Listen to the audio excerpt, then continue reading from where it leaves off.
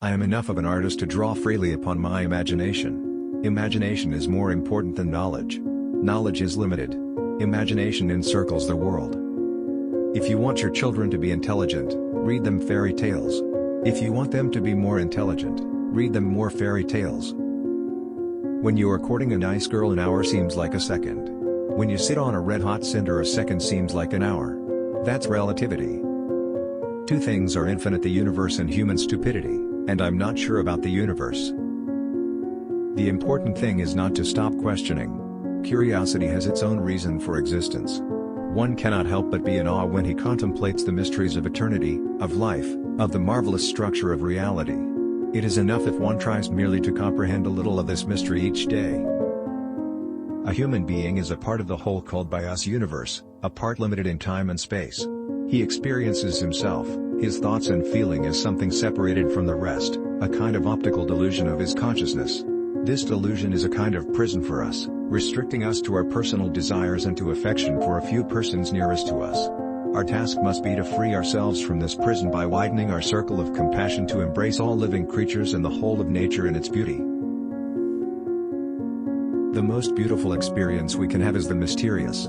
It is the fundamental emotion that stands at the cradle of true art and true science.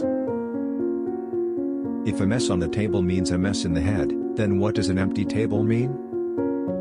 The most beautiful thing we can experience is the mysterious. It is the source of all true art and all science. He to whom this emotion is a stranger, who can no longer pause to wonder and stand wrapped in awe, is as good as dead, his eyes are closed.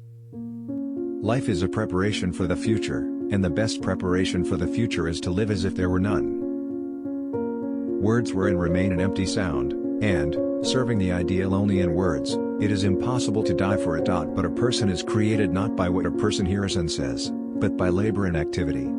Theory is when everything is known, but nothing works. Practice is when everything works, but no one knows why. We combine theory and practice, nothing works and on one knows why.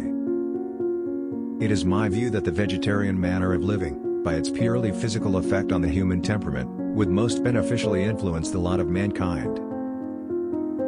When I examine myself and my methods of thought, I come to the conclusion that the gift of fantasy has meant more to me than any talent for abstract, positive thinking.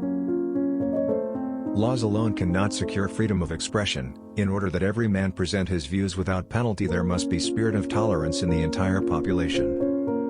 Somebody who only reads newspapers and at best books of contemporary authors looks to me like an extremely nearsighted person who scorns eyeglasses. He is completely dependent on the prejudices and fashions of his times, since he never gets to see or hear anything else.